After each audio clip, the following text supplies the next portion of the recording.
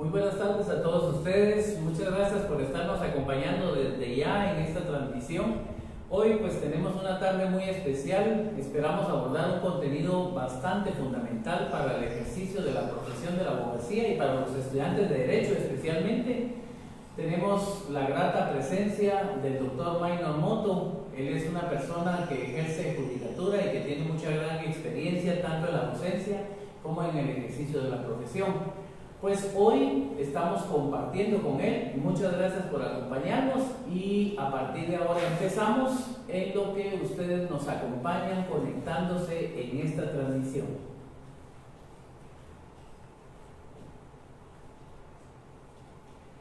Bueno, lo habíamos anunciado desde hace unos días y para nosotros es de especial importancia el tema de cuál es la función que ejerce o la actividad del juez durante las etapas del proceso penal, especialmente la etapa preparatoria y la etapa intermedia. Pero debemos recordar que todo empieza con la imputación que se hace por parte del Ministerio Público y en consecuencia es importante para nosotros establecer cuál es el desenvolvimiento durante el desarrollo de la primera declaración. Entonces, doctor, yo quisiera empezar por esa parte, si usted nos pudiera compartir las incidencias de la primera declaración. Muchas gracias, licenciado Franklin Azurria. Le agradezco de todo corazón la invitación que se realizara en persona por parte de usted y su equipo de trabajo, deseándole el mejor de los éxitos en su carrera política con relación, política estudiantil en este caso, con relación a su proyecto de la decanatura de la Facultad de Ciencias Políticas y Sociales de la Universidad de San Carlos de Guatemala. Y sobre todo, pues, felicitándole por siempre estar no solo a la vanguardia tecnológicamente por las necesidades que se tienen hoy en día por el estado de calamidad y lo de la pandemia COVID-19, sino que también, evidentemente, el uso de la tecnología para acercar más a las personas con relación a los temas de interés y mantener siempre vigente precisamente la academia y desde luego con invitados que usted y su equipo de trabajo toman la decisión de poder incluir, ¿verdad?, en sus programas. Así que deseo lo mejor y muchas gracias por la invitación. Muy bien, recordemos de que la función jurisdiccional es uno de los pilares fundamentales de un Estado democrático y republicano. Es más, el artículo 103 de la Constitución Política de la República de Guatemala establece que todo juez tiene independencia y desde luego esa independencia no es que él pueda hacer lo que quiera, sino que está siempre sujeto a los controles de constitucionalidad, es decir, la Constitución, a los controles de convencionalidad, es decir, los tratados internacionales en materia de derechos humanos. Aquí tiene un rol muy importante la Corte Interamericana de Derechos Humanos y también, desde luego, a los controles internos, ¿verdad? Es decir, en la segunda instancia de los jueces y magistrados. En este caso, evidentemente hay que recordar que la primera instancia, algo básico, es el juez que conoce, tramita y resuelve una causa dentro de la justicia ordinaria, en este caso la penal. Y recordemos también que la segunda instancia es la instancia revisora, es quien conoce en alzada los medios de impugnación para determinar precisamente si la decisión tomada por el juez cumple con las garantías procesales de la motivación y fundamentación de las decisiones, que ese es el límite que tiene el juez con relación hacia la arbitrariedad, ¿verdad? Es decir, que debe estar su resolución dentro del marco de ese contexto, no solo de la observancia de los hechos, sino de la estricta y correcta interpretación del derecho, ¿verdad? Y desde luego la tesis judicial. Cuando hablamos del juez penal, evidentemente tenemos que tener claro que el proceso penal tiene varios procedimientos, varios tipos de procesos. Eventualmente el principal es el proceso común acusatorio, que conocemos de adultos, pero recordemos también que existe un proceso de vía de faltas, existe un proceso de procedimientos de delitos menos graves, existe el juicio de acción para delitos de acción privada, y que evidentemente todo lo que tienen en común es que se conoce y se juzga una causa para determinar si existen hechos que son constitutivos de delito y hay un responsable, un humano responsable de esa conducta, y desde luego amerita no solo que se acrediten los hechos, que se determine la participación a través de la responsabilidad penal, sino que también se debe tener en cuenta se determine la culpabilidad y la sanción penal. Y eso precisamente es en donde el juez tiene un papel preponderante, ¿verdad? Porque evidentemente es el encargado de darle vida a la norma, de resguardar la tutela judicial efectiva de los derechos fundamentales de las personas que han sido violentadas o vulneradas a través de la conducta. Cuando ya retomamos ese tema, debemos de tener claro que para acceder a la justicia penal, a un juez, debe de precisamente tenerse el acto introductorio. Es sencillo, el acto introductorio es cuando una persona va y presenta una denuncia, presenta una querella, o los agentes policiales detienen a la persona, ejemplo, el toque de queda, ejemplo, cometiendo algún delito, un hurto, un robo, etcétera, lo detienen en el acto o momentos después y le dan seguimiento y se genera una prevención policial y lo presentan a disposición del juez, ¿verdad? Y en este caso pues hay que tomar en consideración que aquí hay varios sujetos que tienen un rol fundamental de control, ¿verdad? Hacia el juez y desde luego de ejercer sus derechos frente al juez. Por ejemplo, el Ministerio Público. El Ministerio Público tiene funciones autónomas. Correcto, es el que por mandato constitucional y el monopolio que tiene el Estado de la justicia penal, el Ministerio Público, por vía del artículo 151 de la Constitución, es el encargado de investigar, es el encargado de recabar todos los medios de prueba en ciertos procesos de los que mencioné, y sobre todo es el encargado de accionar y perseguir penalmente ante un juez al momento que su investigación llene los requisitos o reúna los requisitos fundamentales para poder presentar una tesis frente al juez. Acá el Ministerio Público ya se convierte en sujeto procesal. Acá el Ministerio Público ya se convierte en auxiliar de la justicia penal. Acá el Ministerio Público evidentemente ya le generan ciertas facultades privilegiadas sobre los demás sujetos procesales. ¿Por qué digo privilegiadas? Porque solo él tiene el monopolio de la investigación. Solo él puede acudir al juez para solicitarles actos de investigación, por ejemplo, información bancaria, por ejemplo, autorizaciones para escuchar escuchas telefónicas, solicitar allanamientos, inspecciones y registros, secuestros de evidencia, solicitar análisis de evidencia. De ahí todos los demás sujetos procesales, entiendas el sindicato, entiendas la víctima o el querellante, tienen que acudir ¿a dónde? Al Ministerio Público. No hay que cometer ese error común, una mala práctica, ¿verdad? En cuanto a que se va directamente hacia el juez. El juez es el contralor de la investigación. El juez no tiene nada que ver con relación a los actos de investigación. En tanto no se moleste al juez, evidentemente es mejor. ¿Por qué? Porque solo se va a buscar que el juez, en cada una de las circunstancias del desarrollo del proceso penal, de las etapas penales, vaya resolviendo, ¿verdad? El seguimiento del proceso, ¿verdad? Yo ahí quisiera hacer una consulta que es muy repetitiva en la academia, por ejemplo. ¿En qué momento realmente empieza el proceso penal? Es decir, en la academia siempre se discute, usted mencionó los actos introductorios, pero por ejemplo yo quisiera que usted nos ilustrara realmente dónde empieza el proceso penal. Muy bien, vamos a contestar las primeras preguntas. Porque en una diligencia me manifesté en un allanamiento, en un desalojo, pues, no me recuerdo. Cuando me pidieron la orden del desalojo de las personas, dije, la orden soy yo. Claro que ese momento está fuera de contexto, pero es importante, le voy a decir algo, es importante. El juez es el intérprete por mandato constitucional de la ley. Y frente a la ley y la orden, ¿cuál es la que materializa el ordenamiento jurídico en los actos de la sociedad? Es el juez el que lo da. Es el juez. Entonces, en todo caso es la orden. La orden del juez es la interpretación de la norma. Entre la ley y la orden, ¿cuál es la que hay que tenerle miedo? A las decisiones judiciales, a la orden. Esa es la diferencia, ¿correcto? Pero efectivamente estaba en mi realidad. No se la llevaba escrita, pero sí estaba escrita, ¿no? Se los enseñé. Pero les dije, ¿qué más? Aquí está el juez. Sí, está dando la orden y está dando el cumplimiento a la ley, ¿correcto? No hay ningún problema con eso. Recuerden, frente a la ley y la orden, es la orden la que le da vida a la norma al momento de aplicación. La cual es emitida por el juez. Desde luego, correcto, y ahí está dentro de las competencias jurisdiccionales. Cuando se da ese contexto, es importante advertir precisamente, previo a la primera declaración, licenciada Zurdia, no se me ha olvidado, cómo se inicia el proceso penal precisamente con los actos introductorios. A diferencia de la denuncia obligatoria y de la querella, estas entran en una fase de investigación previa, es decir, no está sujeto a plazos de la investigación, salvo los plazos que sean necesarios que van a ser fijados por un juez siempre y cuando haya control. Lo otro también es de que hasta que el Ministerio Público tome una decisión previa a la prescripción de la persecución penal o en este caso la responsabilidad penal, porque no hay una etapa preparatoria fija. Pero ¿qué pasa? el Ministerio Público puede tomar una decisión si desestima el caso, una desestimación, y lo archiva porque no hay evidencia, o no constituye delito, o no se puede proceder, es decir, no se individualizó al sindicado, no se individualizó a la víctima, etc.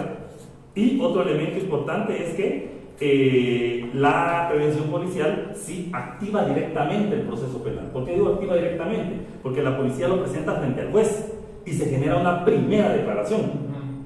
En los anteriores casos el MP la busca a través de una investigación preliminar. Tiene tiempo pues para poder investigar la denuncia, recabar los elementos, ir a pedir al juez el control, ir a pedir al juez diligencias.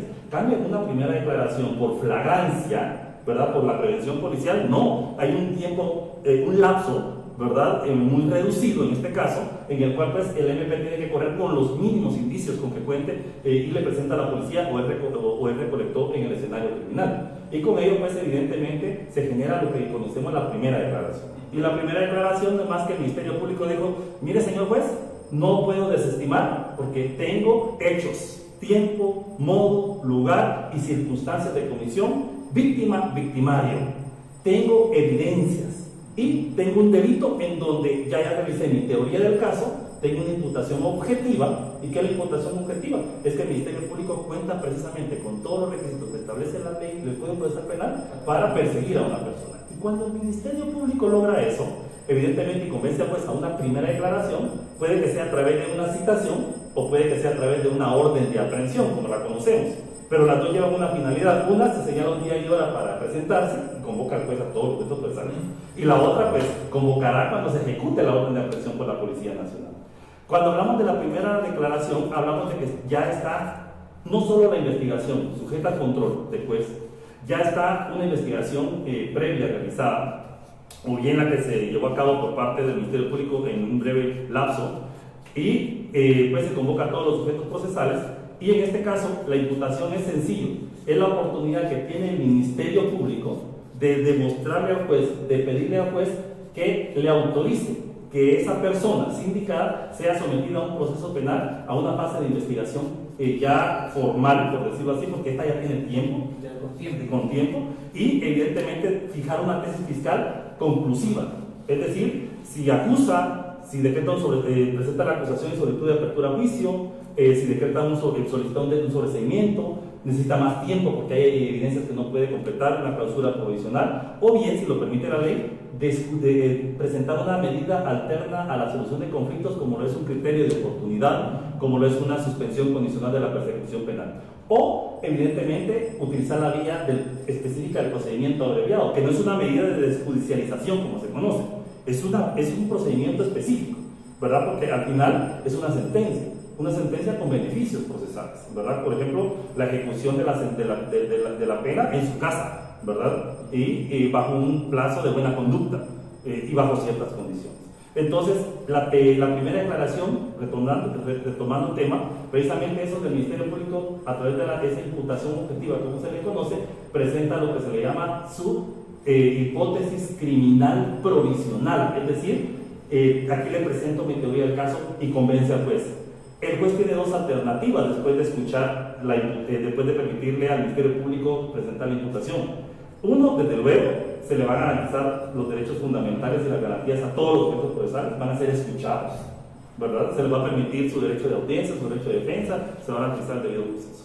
Pero el juez, después de escuchar argumentos de la imputación para determinar si decreta un auto de procesamiento, evidentemente, ¿qué va a suceder? Con el auto de procesamiento, el juez o lo decreta, porque el Ministerio Público logró probar que hay indicios de que esa persona participó en la comisión del delito, o decreta una falta de mérito. ¿Qué quiere decir? Que no se convenció al juez y en la carpeta de investigación o no constituía un delito o no se llenaban los requisitos para poder proceder, es decir, ausencia de evidencia, que es lo más común en el presente caso. ¿Y permite la falta de mérito replantear posteriormente la imputación? Sí, pero recordemos que la falta de mérito lo que genera es el archivo del proceso y continúa el proceso en estado de investigación en poder del Ministerio Público, ya bajo control jurisdiccional. Eso sí, debe de investigar antes de la prescripción de la responsabilidad penal. Y algo muy importante, el MP para que pueda solicitar una imputación nuevamente, tiene que contar con otros indicios distintos a los que causaron la falta de mérito. Tenemos una pregunta de Anthony Kiech que nos hace la consulta si la certificación de lo conducente es un acto introductorio. La certificación de lo conducente, por su propia naturaleza, como tal, no lo es, sino que es una modalidad que se utiliza dentro de la denuncia obligatoria, dentro de los presupuestos de la denuncia obligatoria, ¿correcto? Porque dice, en el artículo 298, si no estoy mal, pues no te cuenta la norma, establece la denuncia obligatoria. Todos aquellos empleados o funcionarios públicos que por el ejercicio de su cargo adviertan la comisión de un delito. Si es frente a un juez, la forma en que el juez presenta la denuncia obligatoria es a través de la certificación de lo conducente. O sea, es una modalidad precisamente de la denuncia obligatoria, ¿verdad? Pero como tal no es que sea un acto introductorio, es una denuncia obligatoria que la ley sujeta al funcionario que la está conduciendo, puede ser un juez. Se recuerda que solo los jueces pueden certificar lo conducente. Por eso se le habla una denuncia obligatoria de carácter, en este caso jurisdiccional. Las demás son denuncias obligatorias que emiten los ministerios, los jefes de dependencia, los departamentos jurídicos, etc., ¿no?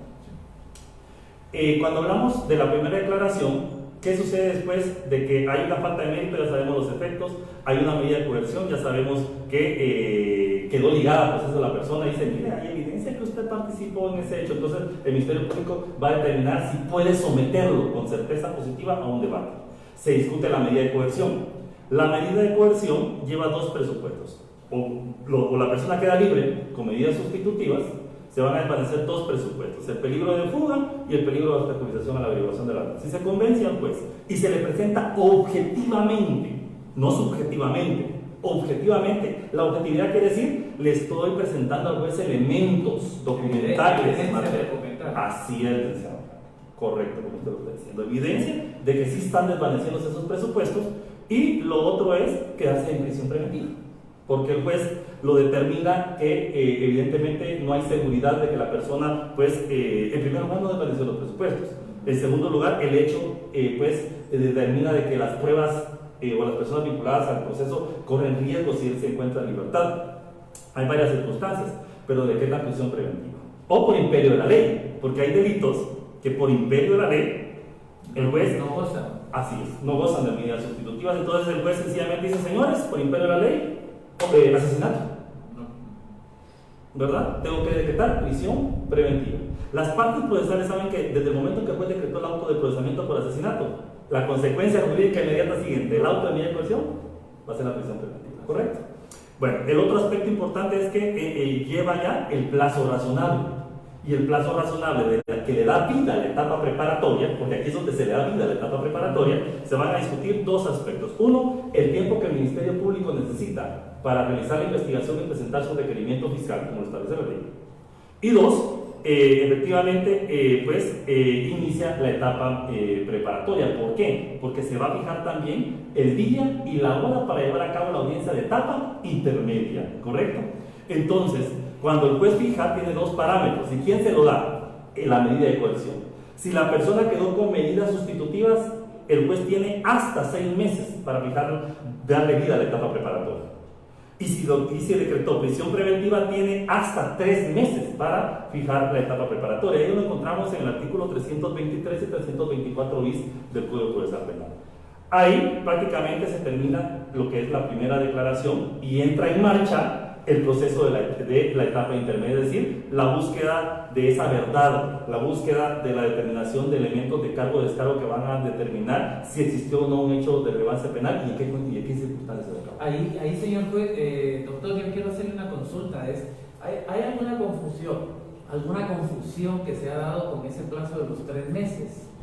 Es decir, la ley señala en el artículo 82 que 15 días, entre 10 a 15 días antes se presenta el acto conclusivo. ¿Se pueden extender los 3 meses de etapa preparatoria o necesariamente tiene que ser dentro de ese periodo de tiempo según el 323? Gracias, le aclaro eso más de ahí para aclararlo. Cuando se fija el plazo razonable, indiqué 3 meses, por ejemplo, de estar con prisión preventiva máximo para llevar a cabo la etapa preparatoria. ¿De dónde nace la audiencia de etapa intermedia? La audiencia de etapa intermedia nace de un plazo que establece el artículo 82 del Código Procesal Penal. Indica que la etapa intermedia será fijada ni menor a 10 días, ni mayor a 15. Entonces ahí es donde se fija la etapa intermedia. Y lo bonito de nuestro Código Penal es que todos quedan debidamente notificados en la audiencia oral, porque recordemos que aquí las resoluciones son orales, ¿correcto? Son orales. Entonces, evidentemente, esos plazos empiezan a correr a partir no solo de la primera declaración, sino que el juez gradúa con relación al delito. ¿Por qué le doy un mes? ¿Por qué le doy 2 meses? ¿Por qué le doy 3 meses? ¿O por qué le doy hasta 6, dependiendo si es con prisión o con medida? Porque el juez gradúa, en su leal saber y entender qué elementos de investigación tiene el MP, qué es lo que posiblemente puede incorporar, ¿verdad? Y cuánto tiempo se puede llevar para ello. Y el juez ahí es donde tasa el plazo de la etapa preparatoria. Para pues precisamente ya solo esperar la etapa intermedia y discutir el requerimiento fiscal presente del MP. Ya, y también dentro del sistema penal acusatorio se señala que una de las características es la pasividad del juez, que el juez es un ente pasivo. ¿Cómo se traduce eso dentro de la etapa preparatoria? Muy bien, vamos a aclarar algo muy importante, licenciado Franklin. Muchas gracias. Si bien es cierto, el Ministerio Público representa al Estado, debe ser objetivo, ¿sí? Se lo establece el artículo 108 bis del Código Procesal Penal. Es más, el 289 y 290 del Código Procesal Penal indica que el Ministerio Público debe, y el 309 es fundamental, porque ahí establece que el Ministerio Público debe de actuar siempre en favor de la justicia, de la verdad. La Constitución, el artículo 151, así lo establece, el cumplimiento de las leyes, efectivo de las leyes. Aparte de ello, pues cuando el Ministerio Público debe ser efectivo es que debe de recabar elementos de cargo y de descargo y realizar y hacer solicitudes aún en favor del sindicado. Es decir, que si no encuentra evidencia tiene que presentar un sobreseimiento al final de la investigación de etapa preparatoria, ¿sí? Entonces, y es más, en la ley orgánica del Ministerio Público establece en sus artículos 1, 5 y 6 cuáles son las facultades ministeriales en investigación penal. Y algo muy importante, el 47 al 50 de dicha ley establece cómo el Ministerio Público es el responsable de la investigación, cómo el Ministerio Público debe de guardar cronológicamente los registros de esa investigación, y evidentemente el Ministerio Público debe de tener claro y garantizar la publicidad de esas investigaciones frente a los sujetos procesales. No a cualquier persona, y a cualquier persona me refiero a quien no se le haya dado participación por el Ministerio Público o por el juez al proceso, porque recordemos que el proceso penal es público para todos, el mundo, si lo queremos ver así, en la etapa de juicio. Eso lo sostiene la Corte, eso está en la Convención Americana sobre Derechos Humanos, pero no es público para todos, sino solo a los que se les dio intervención en la etapa de investigación, en la etapa preparatoria y en la etapa intermedia, precisamente. Ahora, lo de los sujetos procesales, si bien es cierto, el Ministerio Público tiene una posición privilegiada, porque solo él puede ir a pedir citaciones, primeras declaraciones, horas de prevención, actos de investigación, todos los demás deben ser por medio del Ministerio Público. Recordemos que, en este caso, los únicos sujetos procesales que pueden interactuar frente al juez es el Ministerio Público, la víctima o querellante asivo, provisional o definitivo, el sindicato y los abogados de los sujetos procesales, por ejemplo, el abogado director del querellante, el abogado defensor del sindicado. Algo muy importante, en este caso hay que tomar en consideración también que hay sujetos como terceros civilmente demandados. Recordemos que, por un lado, en un proceso penal se ejercen 2 tipos de acciones: la acción penal y la acción civil.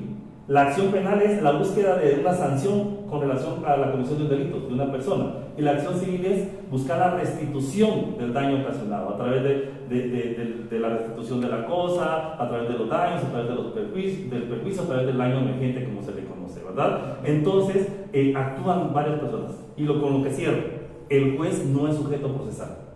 El juez únicamente es el que por mandato legal controla la actividad de las relaciones entre los sujetos en un proceso penal. El juez no es sujeto penal, solo ellos. Tenemos una pregunta de Jennifer Monzón. Gracias, Jennifer. Si un delito no tiene medida sustitutiva, ¿el juez la puede otorgar? Sí. Sí, claro. Vean, aquí es donde el juez realiza ese trabajo maravilloso de protección de derechos fundamentales. Y ya se han dado varios casos.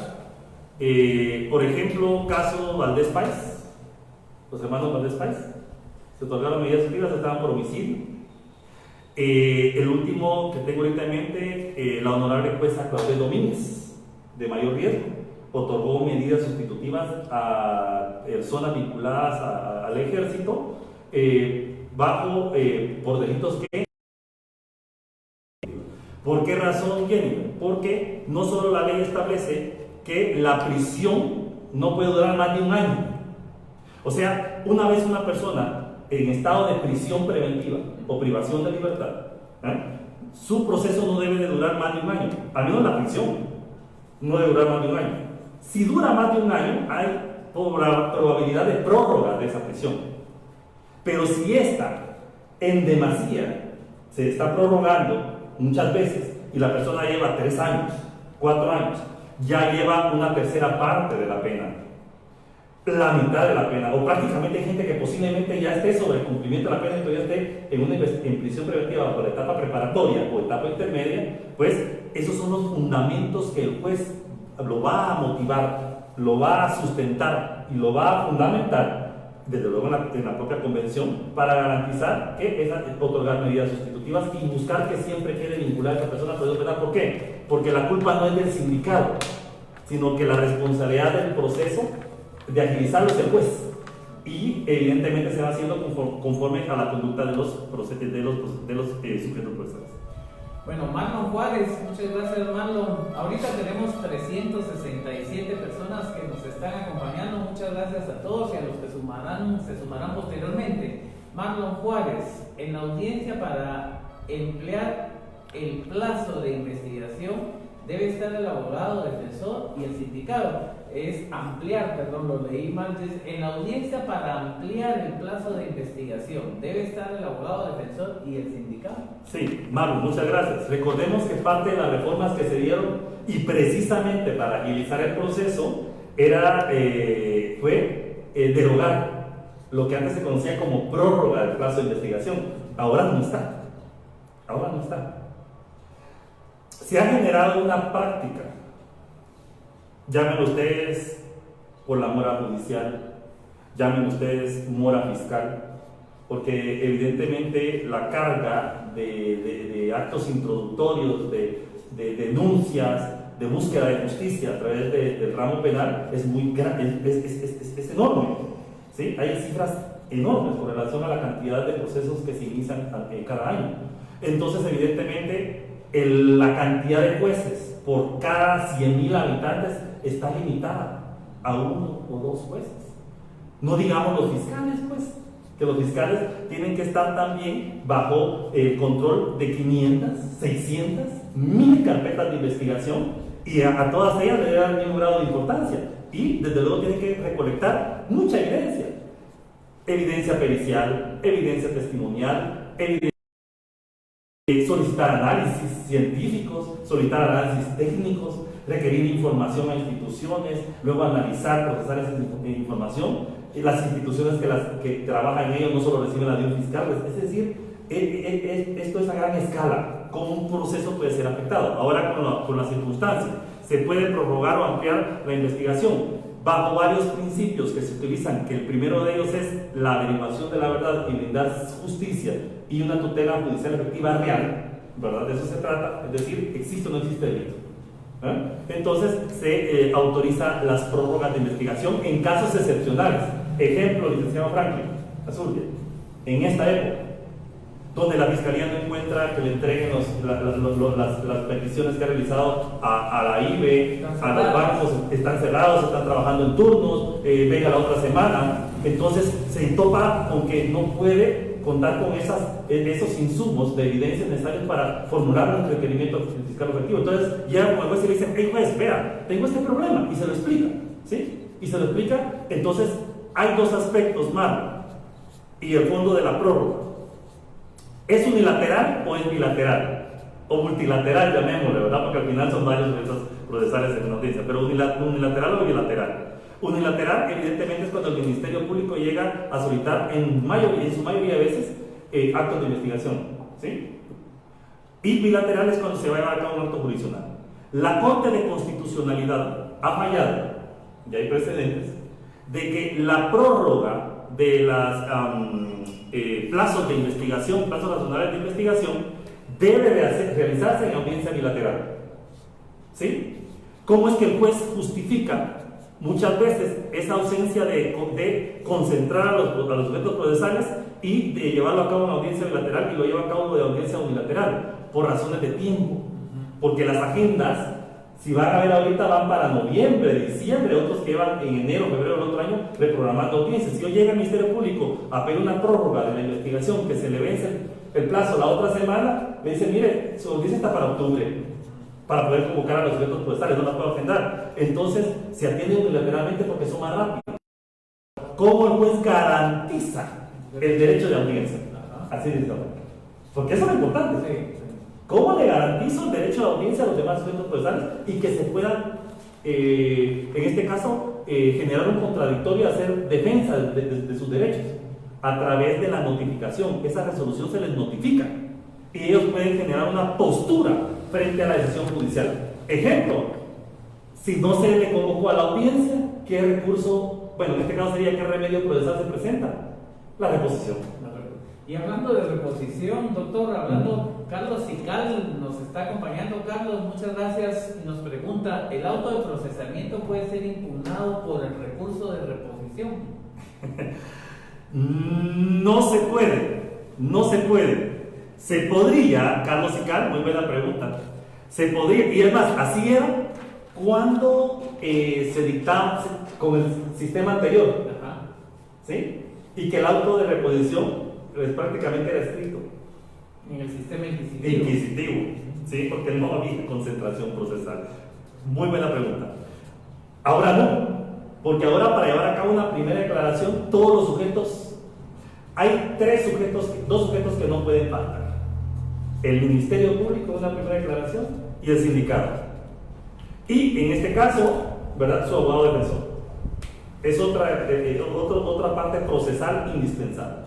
De ahí, el creante de recibo, si se le convocó y ya se le dio participación, si no llega, no hay problema, pero ya se le garantizó su derecho de audiencia, ¿sí? Se le comunicó. Sí, a través de las notificaciones. Así es, y la comunicación a la audiencia, por ejemplo, por vía telefónica, por 160. Si no llega, no es problema del juez, sino del sujeto procesal. Ahora, ¿qué sucede con el auto de procesamiento? Como todo es en audiencia, no cabe el recurso de reposición. La única forma de impugnar el auto de medida de coerción, no de impugnar, la única forma de poder accionar en contra del auto de medida de coerción es por dos vías. Uno, o solicito una reforma del auto de procesamiento para que el juez tenga la audiencia bilateral, artículo 320, o inicio mi acción constitucional de amparo, ¿verdad?, para determinar que hubo una violación o una lesión a un derecho que me asistía fundamental o una garantía procesal de lo que fue precisamente la audiencia del auto, de reforma del auto de procesamiento, no a través de reposición, a través de reposición. ¿Por qué razón? Porque el juez dicta el auto de medida de coerción, de auto de procesamiento, y se lo notifica a todos los sujetos. No lo hace sin una de las partes, frente a todos, ¿verdad?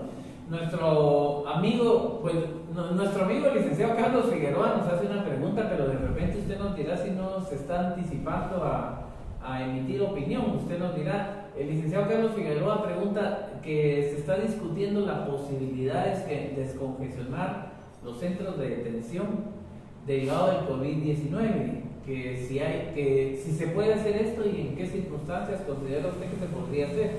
Muy bien. Gracias, licenciado Carlos Figueroa. Ese tema está generando mucha zozobra y también muchas inquietudes, ¿verdad?, con relación a por qué se está solicitando el descongestionamiento del sistema penitenciario, cuáles van a ser los parámetros, ¿verdad?, en los cuales se va a poder otorgar medidas sustitutivas en lugar de prisión preventiva, tomando como parámetro el estado de calamidad decretado por el organismo ejecutivo con base en la ley del orden público. Y algo muy importante, con base a la pandemia COVID-19, ¿correcto?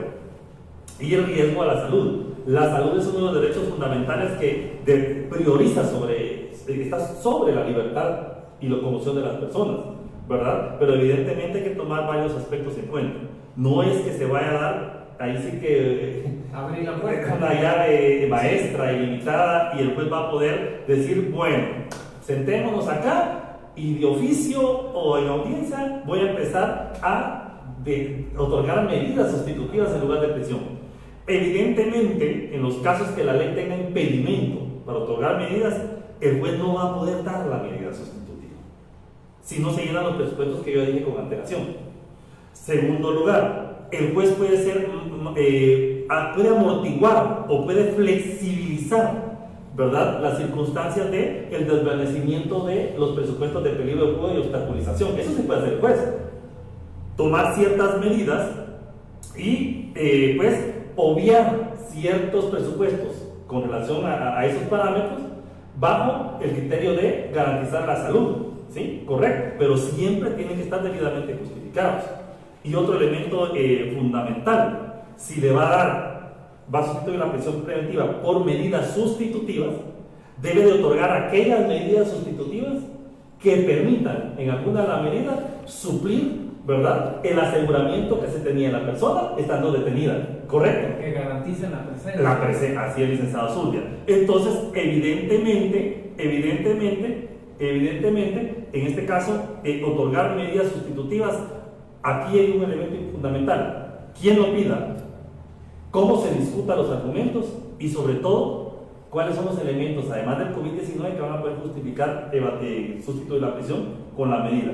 Y ello, cada juez,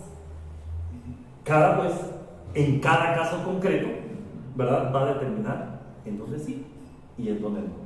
Y esa es la independencia judicial funcional del juez, ¿verdad? Es decir, está dentro del contexto de la esfera de sus atribuciones, ¿correcto? Bueno, vamos a hacer una última pregunta en esta etapa para poder avanzar. Johan Wayne nos pregunta. Bueno, eso creo yo que de alguna manera está la respuesta en la ley, pero vamos a permitir que el doctor se manifieste en torno a ella. ¿La revocación del auto de procesamiento sería útil para el proceso penal si esta figura existiera? Esta figura lo que pasa es que es cuestión de conceptos, ¿sí?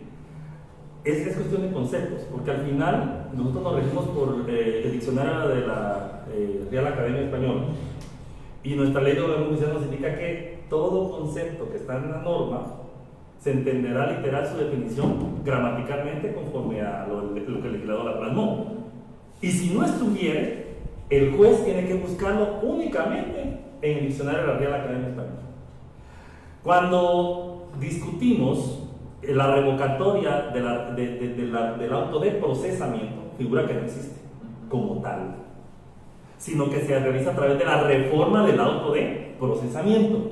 Por ejemplo, viene y una persona queda ligado por el delito de violación, ¿correcto?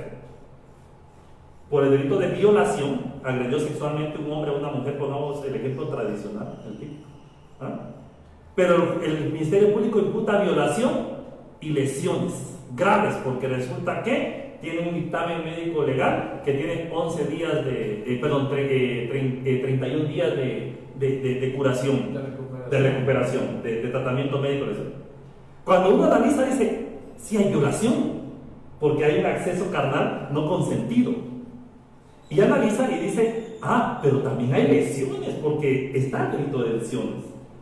Se dañó el bien jurídico tutelado de la indemnidad sexual y de la integridad de la persona. Pero aquí, cuando se ve el auto de procesamiento por el juez, el abogado defensor va a decir, pues, discúlpeme, pero aquí no puede hablar usted de violación y de lesiones graves, por una sencilla razón.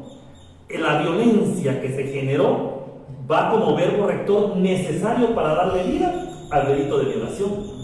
Porque si no hubiera esa violencia es consentida, y si fuera consentido no es delito, es una relación sexual normal entre parejas, ¿correcto? Entonces viene y solicita la reforma del auto de procesamiento, solicitando revocar la calificación jurídica profesional de lesiones graves. ¿Me explico? Entonces el juez lo que hace es reformar retirando o revocando lo que es el delito de lesiones graves, motivando y fundamentando desde luego lo que les acabo de decir, claro, más amplio, ¿sí? Les acabo de decir, indicando que la protección judicial se da de forma correcta, debida interpretación de la ley penal, de forma correcta, en que constituye un verbo rector de delito de violación y continúa solo por violación.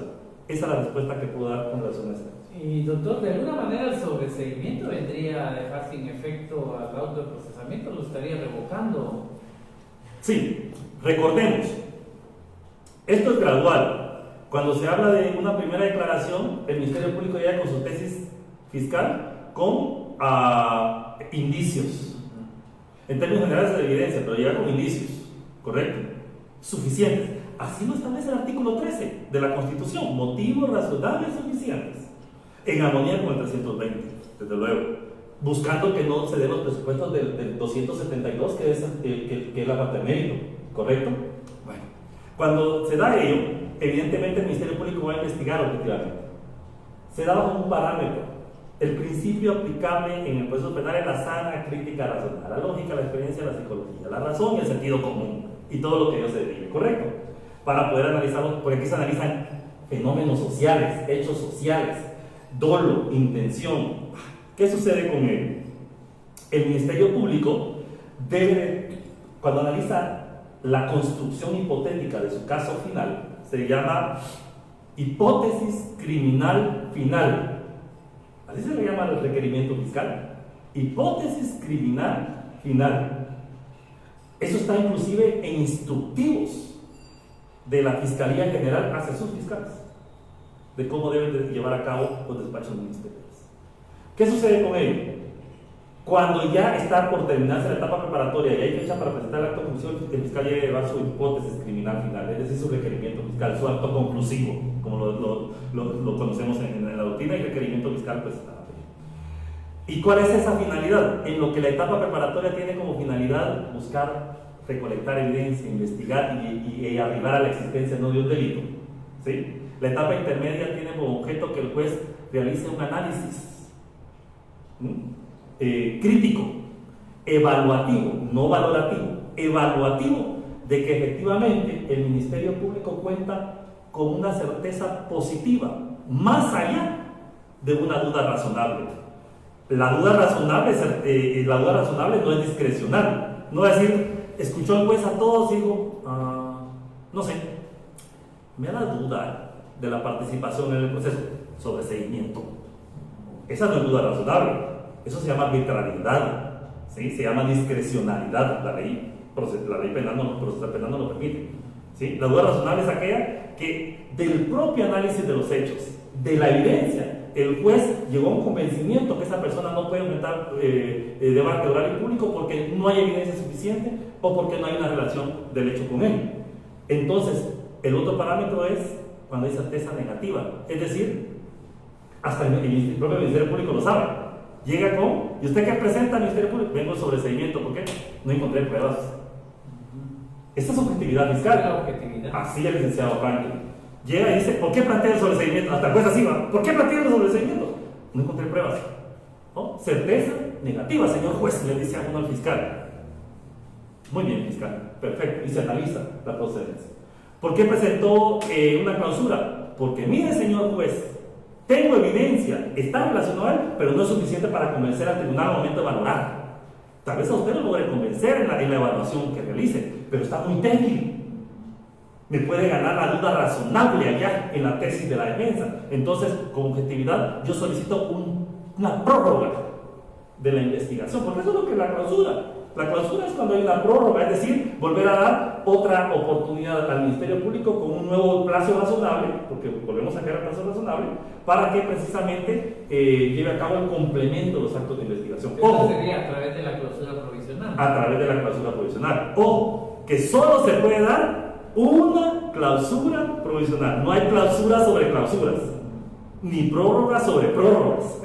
Hay que tener muy claro ello. Principio de preclusión, debido proceso y el desarrollo efectivo de las fases procesales.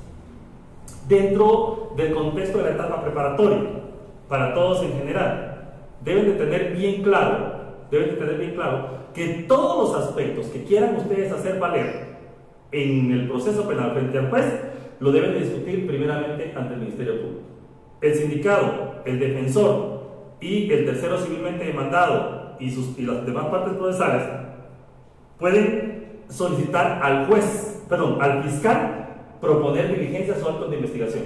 101 del Código Procesal Penal. No es ante el juez. No lleguen con el juez a hacer las peticiones de medios de diligenciamiento directo de investigación. Lo tienen que hacer en la fiscalía. Si la fiscalía no le resuelve, no se lo diligencia, le tiene que dar una resolución fiscal o una comunicación fiscal o una razón fiscal, si lo quieren ver así, sencillo, donde le diga no, porque no es útil, porque no es pertinente. Recordemos que la prueba se versa sobre dos aspectos. Para ser viable, vamos a llamar 4 elementos, vamos a ver. Debe ser útil, debe ser pertinente y los elementos indispensables. Debe guardar una relación directa o indirecta con los hechos. Si la petición que realiza la persona no llena estos requisitos, el fiscal le va a decir no te lo voy a diligenciar. ¿Correcto? Por ejemplo, necesito que se me solicite el RENAP, el certificado de nacimiento de la hija del sindicado. Y el fiscal va a decir, ¿qué tiene que ver la hija del sindicado en el proceso penal? El derecho penal es personalísimo, no es testigo, no, pero para demostrar que él tiene hijos. No, hombre, si aquí no está un juicio de familia, correcto, entonces el fiscal está en su justa razón de decirle no. Ahora, ¿qué pasa cuando la fiscalía dice no y es procedente llevar a cabo el acto de investigación solicitado conforme al 101 por el abogado, sindicado y el tercero civilmente demandado? ¿Qué pasa? La persona con la resolución fiscal acude al juez, hasta ahí acude al juez, y solicita una audiencia de discrepancia de conforme al artículo 315 del Código Procesal Penal. ¿Y cuál es el objeto, licenciado Franklin? Para que el juez no esté contaminado, el juez no se parcialice. El juez debe ser imparcial, debe ser imparcial, no responde a ninguna de las partes, ¿verdad? Y cuando sucede eso, el juez va a llamar a todos los delitos procesales y va a decir, fiscal, explíqueme por qué usted no quiere llevar a cabo este acto de investigación. El fiscal va a decir, por esto, esto y esto, no llena los requisitos. El juez va a decir, tiene razón, se ratifica. Y lo otro es precisamente de que le dice, no, le asiste la razón al defensor, le revoco la decisión y practica el acto, requiere esa información y le doy un plazo para que lo haga. El juez ya interviene dentro del proceso penal. Es la función del juez controlador. Así es. Controlar la juridicidad del actuar del MP. Y de todos en general. Mi estimado amigo, el licenciado Edwin Mayén nos pregunta ¿qué requisitos son esenciales para reformar el delito en el auto de procesamiento? Muy bien. La reforma del auto de procesamiento la solicitud y la audiencia debe llevarse a cabo siempre y cuando el Ministerio Público no haya acusado, porque así lo establece la ley. Acusado. Dos teorías hay, o dos praxis judiciales, prácticas judiciales hay con relación a ello. Hay jueces que dicen que la reforma del auto de procesamiento es precisamente al momento en que se venció la etapa preparatoria y el MP presentó su acto conclusivo, ya no hay para más. Bueno, podemos discutirlo, y si no lo presentó y con necesidad de pasarlo por 3 días, entonces habían 3 días más, lo puede presentar, puede ser eso de ese día, y no lo presentó en los 3 días, entonces el juez va a señalar a la audiencia y en los 8 días va a decretar que la clausura provisional porque no hay acto conclusivo. Y sin acto conclusivo, ¿cómo discutir una etapa intermedia? Claro que eso lleva consecuencias jurídicas para la fiscalía y se sabe. Ahora bien, las circunstancias entonces de cuáles son los requisitos para reformar el delito en el auto de procesamiento. En el auto de procesamiento. Y la última de lo que le estaba diciendo.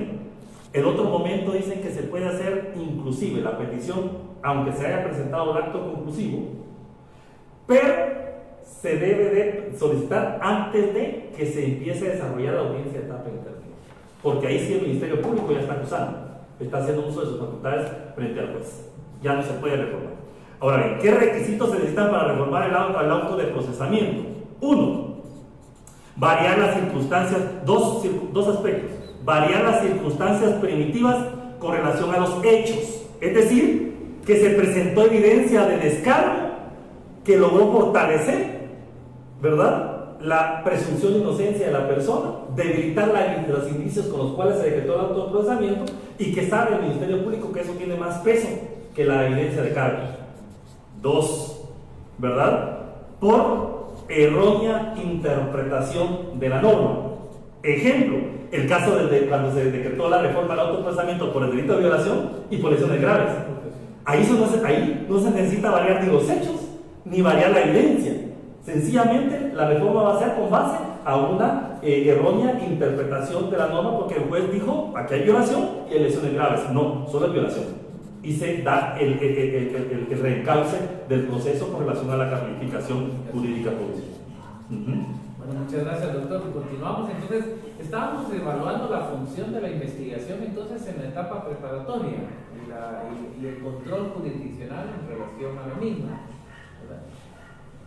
Por favor, continúen con esa parte de las dificultades que hay con la investigación. Sí, hay que tomar en cuenta cuando se realiza una interacción con el Ministerio Público, debemos de tomar el principio de onus probandi, que es precisamente que quien pretende hacer valer un hecho tiene que presentar la prueba del derecho.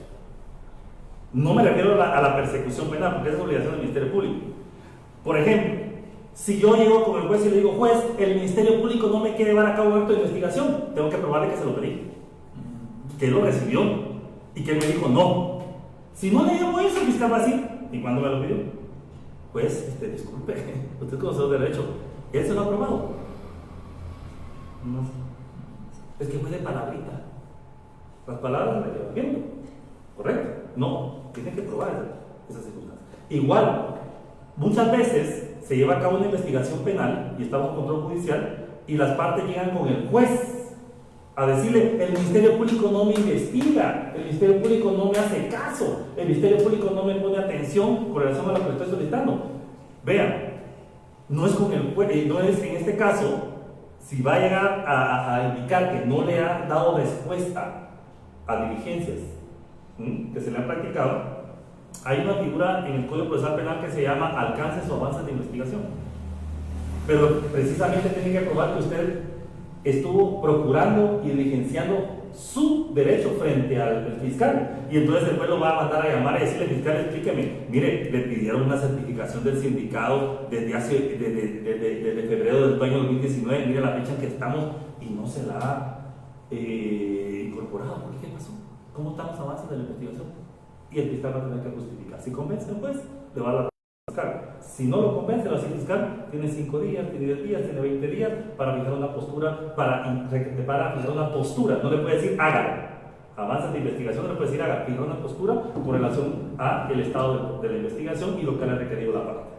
¿Sí? ¿Dónde sí puede decir hágalo si estamos hablando de una discrepancia? ¿Correcto? ¿Cómo es que el juez puede fijarle plazos al Ministerio Público o a cualquier sujeto procesal?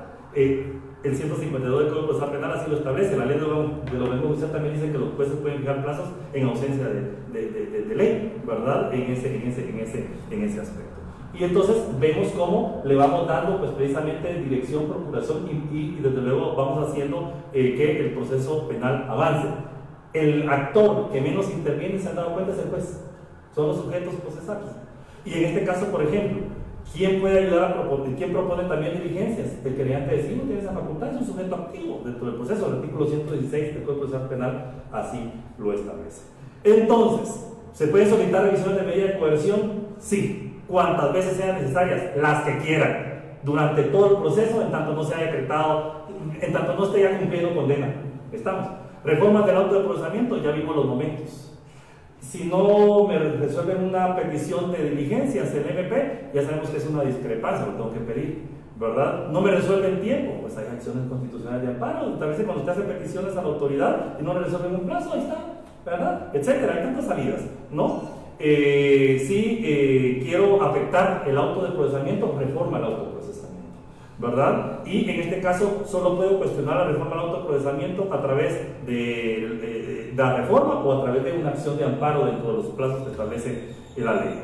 La revisión de la medida de coerción, ¿cómo la impugno si no está a mi favor? Dos aspectos. O vuelvo a pedir otra medida de revisión de la medida de coerción o presento una apelación, 404. Yo escojo, de conforme a mis intereses, cuál es la vía que yo utilizo, ¿verdad? En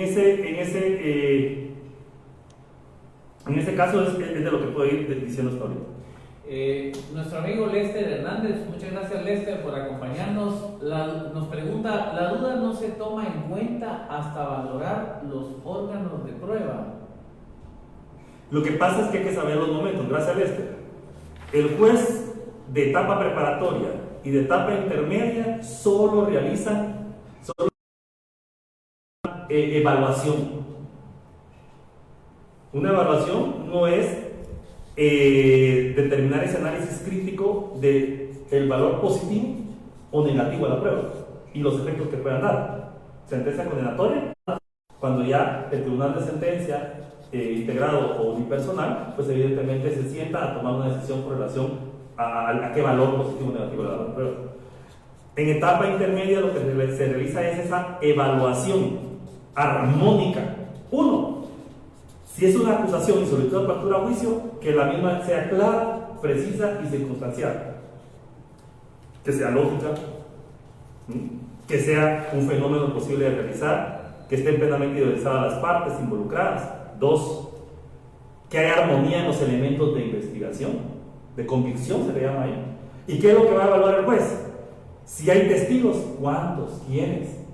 ¿Y qué es lo que ellos dijeron? Si un testigo dijo que había sido el hecho en la zona 1 de Misco, otro testigo dice que fue el hecho en la zona 1 de la ciudad de Guatemala, otro testigo dice que fue el día 10 de enero del 2020, otro testigo dice que no, fue el 15 de febrero del 2020. ¿Ah? Luego hay un acta ministerial de reconocimiento del lugar del hecho y reconocimiento del lugar de la aprehensión, y dice que la policía lo aprehendió en la zona 1 de Guatemala, 10ª avenida y 5ª calle, y luego el informe de inspección, el acta y el informe de inspección dicen que no, fue en la 8ª avenida y 11 calle de la zona 1 de la ciudad de Guatemala. Y luego, ¿qué es lo que le estoy tratando de decir? Hay una desarmonía y una contradicción evidente. Discúlpeme, necesitamos entrar a valorar lo positivo y lo negativo para saber que estos elementos en debate no le van a dar valor positivo. Es decir, la evaluación es que si hay esas circunstancias de ausencia de prueba, de elementos de convicción, o hay una evidente contradicción entre todos ellos, ¿cuál es el resultado? O sobreseimiento o clausura provisional. Y antes que se nos pase, yo quería, tal vez en este momento, antes de pasar a la siguiente pregunta, ¿cómo queda entonces la prueba anticipada en este momento? Las pruebas anticipadas son lo que se denominan pruebas privilegiadas. Y ellas llevan ciertos requisitos. El artículo 317 del Código Procesal Penal, en principio, la prueba privilegiada debería pues evidentemente, desarrollarse ante el tribunal de sentencia, porque ahí se produce la prueba. Pero recordemos de que el lugar puede ser afectado, el lugar del hecho. La cosa puede perderse, destruirse o ser desapoderada. O bien la persona está gravemente enferma, en grave riesgo de su integridad física, de su vida. Entonces lo que se pide por parte del Ministerio Público, y lo debe justificar al juez, es que precisamente o en la etapa de investigación previa, solo con control, o en la etapa preparatoria, o inclusive intermedia, pues ese elemento de prueba se realiza con anticipación al debate, ¿verdad? Cumpliéndose las reglas del debate. Pero deben de ser casos excepcionales y los requisitos están claramente establecidos en la ley procesal. Vamos a pasar FC nos pregunta, buenas tardes FC, nos pregunta ¿cuál es el plazo para solicitar la discrepancia con el MP y cómo se presenta? Muy buena pregunta. No hay plazo. El plazo, eso sí, no hay plazo de un día, 2 días, 3 días, como tradicionalmente son los efectos de las resoluciones judiciales, ¿verdad? El plazo es hasta que se venza la presentación del acto conclusivo, ¿correcto? Es decir, él puede llegar un día antes de vencerse el acto conclusivo, si lo quieren ver así, a pedir la discrepancia. ¿Ya? Solo que va a tener problemas, porque en qué parte, si el juez le dice que sí, ¿cómo? No se va a poder prorrogar la etapa preparatoria. Tiene que hacerse con un tiempo prudencial para que dé chance de que si el juez lo autoriza, se pueda realizar. Requisitos: solo tiene que llegar a la unidad de atención del juez de usuarios del órgano jurisdiccional sin memorial, sin nada, únicamente con su constancia donde le dijeron no se la llevamos a cabo. Puede ir al día siguiente, a los 5 días, a los 10 días, pero tiene que ser antes de que se venza la etapa de preparatoria de investigación de la presentación del acto conclusivo. ¿Y qué es lo que va a presentar? Pues precisamente la copia de su constancia. Le van a fraccionar una razoncita: solo vengo a solicitar audiencia de discrepancia y presento la constancia respectiva. Eso. Y si no la lleva, no se preocupa, pídala, y en este caso pues el juez le va a decir, me la trae el día de la audiencia, o le va a dar un plazo para que se la presente bajo percibimiento de no señalarle la audiencia respectiva o dejársela sin efecto si ya la señaló. ¿Correcto? Entonces no hay formalismo. El formalismo es: preséntese al órgano jurisdiccional, ahí se va a salir usted con su razoncita donde pidió su discrepancia y donde ya se consta que usted llevó la copia de la resolución de la negativa de diligenciar el acto de investigación por parte del Ministerio Público. Hay mucha duda en cuanto a, ahorita que usted mencionó hace unos minutos, en cuanto a los actos conclusivos, el momento de presentación, ¿deberá hacerse solo en el acto conclusivo cuando termine la etapa preparatoria o cómo procede? Muy bien, los actos conclusivos son fundamentales. Recordemos que el Ministerio Público tiene amplias facultades de conforme al artículo 332 y 332 del Código Procesal Penal. En ese contexto, el Ministerio Público puede presentar un sobreseimiento, certeza negativa. O que presente sobreseimiento, que sea un sobreseimiento lo que va a decretar. El juez dice que no, lo voy a clausurar. No, le doy un plazo de tantos días y señalo nueva audiencia de etapa intermedia para que usted me presente acusación porque el momento es suficiente para acusar a la persona. El juez puede tomar esa decisión. El fiscal puede presentar una clausura provisional y decirle: pues necesito nuevos elementos, y lo justifica, porque el fiscal le va a decir A, B, C, D, F, qué es lo que necesita dentro de su investigación. Tiene que ser pertinente, tiene que ser útil, tiene que guardar una relación directa o indirecta con lo fundamental. Artículos 181, 183 del Código Procesal Penal, y tomar en consideración el 343. Lo otro, puede presentar la acusación y solicitud de apertura a juicio, que hay certeza positiva o más allá de una duda razonable. O, en este caso, puede solicitar una medida alterna a la solución de conflictos, que ya mencioné: el criterio de oportunidad, la suspensión condicional de la persecución penal, o presentar un procedimiento abreviado con ciertos beneficios procesales para el sindicado e inclusive va la reparación de una vez, en su mayoría va a incluir. ¿Qué sucede? Lo presenta de forma escrita y ese requerimiento fiscal es el que se va a discutir frente al juez en la audiencia de etapa intermedia, y el juez determinará la viabilidad precisamente de acoger la petición fiscal. ¿Se puede apartar de la petición fiscal? Sí. Pidió sobreseimiento, puede decretar la clausura o ordenar que acuse. Planteó clausura, puede decretar el sobreseimiento o ordenar que acuse. Presentó acusación, puede decretar el sobreseimiento, la clausura. Y si se presentó una medida alterna a la solución de conflictos, puede advertir de acceder a la misma, rechazarla, ¿verdad? O, pues evidentemente, resolver un sobreseimiento en el caso concreto. Es decir, el juez va a ir determinando cuál es la resolución adecuada al caso. ¿Y qué caso? Hechos, evidencia y análisis de estos dos dentro de la calificación jurídica profesional que conocemos claramente, jurídicamente delito. Bueno, nos estamos acercando ya casi al final de nuestra presentación el día de hoy, según el tiempo señalado. Vamos a tomar entonces la última participación que tenemos. En este caso, el licenciado William González Corleto nos hace una consulta también en relación a la certeza negativa está incluida en la balanza de posibilidades. En su mayoría del juez. Por eso se llama control, por eso es importante que el juez sea muy objetivo. Vean, de los criterios fiscales que se pudieran generar en la persecución penal, sabiendo que hay un sobreseimiento, va a presentar una acusación. Sabiendo que procede una clausura, un sobreseimiento, va a presentar una clausura para lograr rescatar. En objetividad, él va a saber de que no puede tener acceso a esas evidencias. O, definitivamente, es el sobreseimiento lo que debe prevalecer, ¿correcto? Lo ideal sería que lo pidiera, y eso estamos en la balanza de probabilidades. Es un mínimo que la Fiscalía lo vaya a solicitar. Es un máximo que el juez lo decrete al momento de generarse contradictorio en la etapa intermedia. Es decir, la certeza negativa, más que el Ministerio Público, quien en primer orden debería ser quien arribe a esa conclusión, porque por eso se llama acto conclusivo, ¿sí? Lo realiza el juez.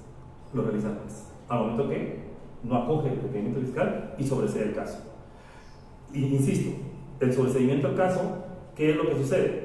Lo va a motivar, lo va a fundamentar, lo va a evaluar conforme a las evidencias que en la etapa preparatoria se recabaron tanto del cargo como de descargo. Pero evidentemente los sobreseimientos es algo habitual también en los órganos jurisdiccionales, ¿no? En varios procesos, no hay ningún problema.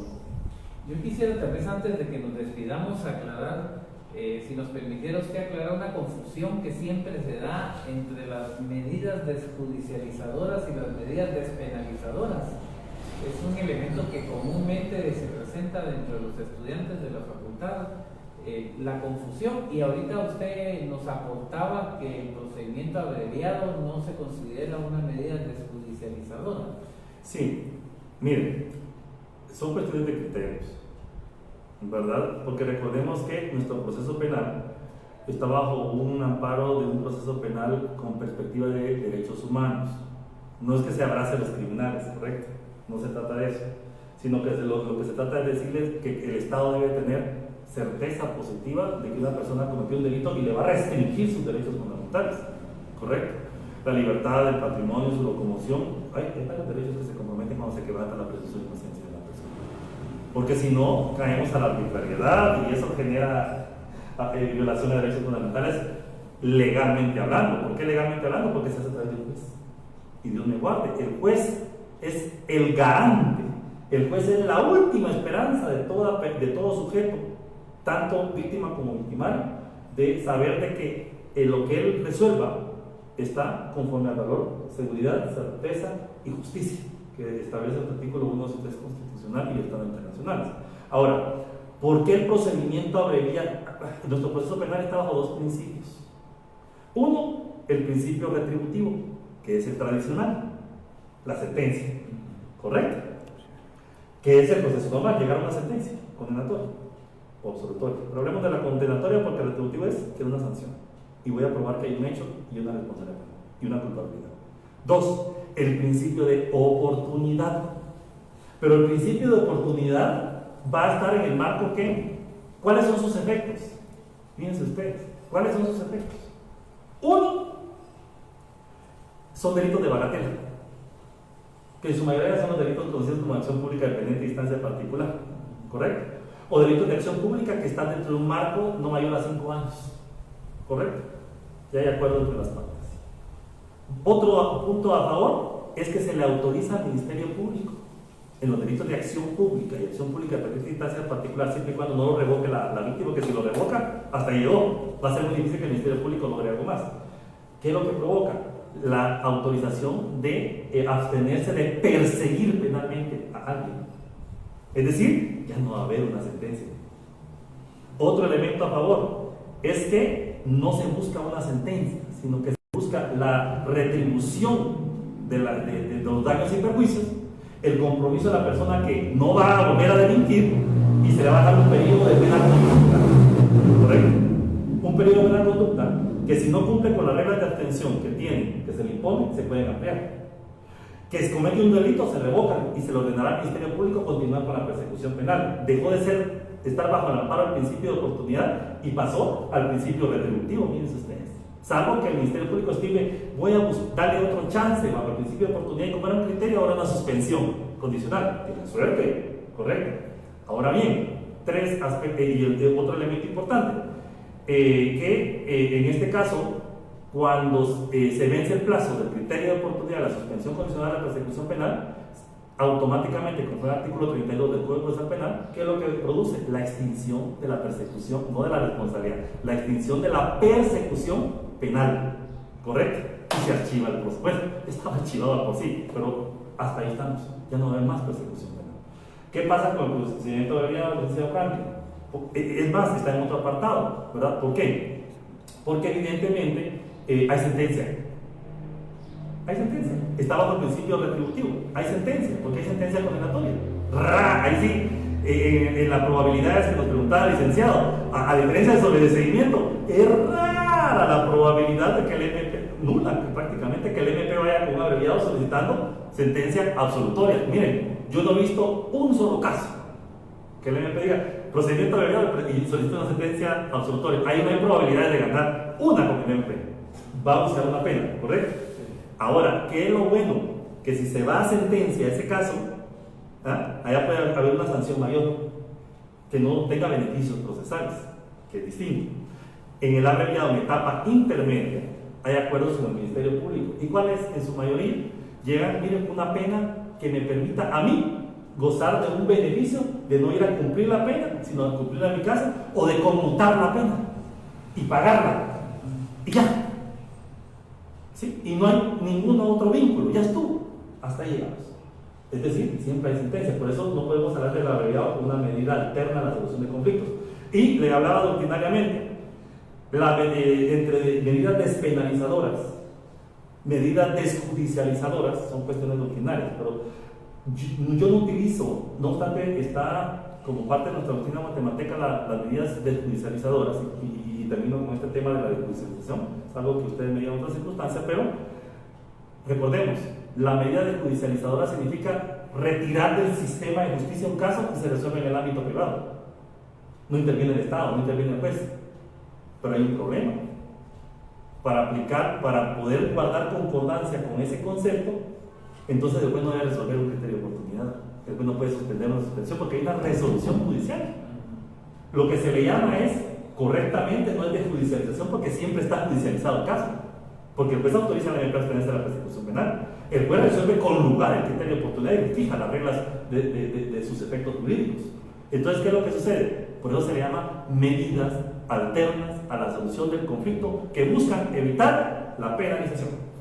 Y entramos a la despenalización. No me interesa una pena del cumplimiento efectivo de la pena, sino me interesa la rehabilitación voluntaria, inmediata y la reinserción social de la persona y tener garantía de que se me portó mal, pero ya no lo voy a volver a hacer. ¿Correcto? Entonces, son cuestiones de cómo se abordan precisamente los temas. ¿Sí? Bueno, doctor, muchísimas gracias. Queremos agradecer al doctor Maynor Moto que nos haya acompañado el día de hoy. Como lo dije al principio, ejerce judicatura y además fue presidente de la Asociación de Jueces y Magistrados. Es docente universitario y pues un experto en el área y nos hizo el honor de acompañarnos el día de hoy. Quiero agradecerle, doctor, muchas gracias por acompañarnos, por estar el día de hoy, por compartir en este proceso donde queremos rescatar la academia y una academia efectiva, una academia que vaya en torno a al verdadero objetivo universitario. Muchas gracias a los que nos acompañaron, estuvieron presentes el día de hoy y le hacen una solicitud al doctor, pues yo se la traslado y él decide si la atiende el doctor en este momento. Licenciado, le voy a decir cuando el clamor popular de la gente que lo quiera uno, lo sigue a uno, y algo positivo, aunque sea un grano de mostaza, va a dejar uno en la gente, porque a eso venimos a uno. Venimos a de alguna manera a ser recordados y a ser, ¿verdad? Y en ese contexto, pues, evidentemente, le decía esto porque el clamor popular, voy a hacer la excepción, ¿sí? Porque no estamos hablando ahorita de cuestiones jurisdiccionales, ¿no? O sea, no estoy ejerciendo mi función como juez. El clamor popular es un elemento fundamental porque cuando el pueblo pide, cuando el pueblo exige, hay que cumplir al pueblo, ¿verdad? Y hay que cumplir a los amigos, hay que cumplir a la gente que lo quiera a uno. Un elemento fundamental. Lo que están pidiendo es un privilegio. El destino y Dios así lo han permitido que muchos de ustedes van a ser llamados a ser jueces. Y ahora, con ello les digo lo siguiente: para ser llamados a ser jueces, la excelencia académica se genera de dos maneras. Uno, la universidad, porque de ahí nos terminamos de formar para ser los profesionales y unos requisitos fundamentales para ser juez. Que en este caso es la participación del licenciado Franklin Azurdia para la decanatura. Porque ya tras cámaras, ya me comentó algunos de sus proyectos que lleva para precisamente ayudar a los alumnos, ese contacto con la población estudiantil y para ser profesionales que cuando egresen de la Universidad de San Carlos en el periodo de licenciado Azurdia, pues sean aquellos profesionales que cuando lleguen a ser jueces van a sentir esa satisfacción de decir: señores, yo soy la orden y el acto se cumple. Así es, porque ustedes son los intérpretes y desde luego por medio de quien la ley se manifiesta. Así que les deseo lo mejor de lo mejor y la otra parte la ponen ustedes con su dedicación y esmero. Así que Dios me los bendiga. Ahí sí, estoy a la orden para lo que se les ofrezca. Gracias, licenciado Azurdia. Les deseo lo mejor de los éxitos en su carrera hacia la decanatura. Muchas gracias a todos por su atención.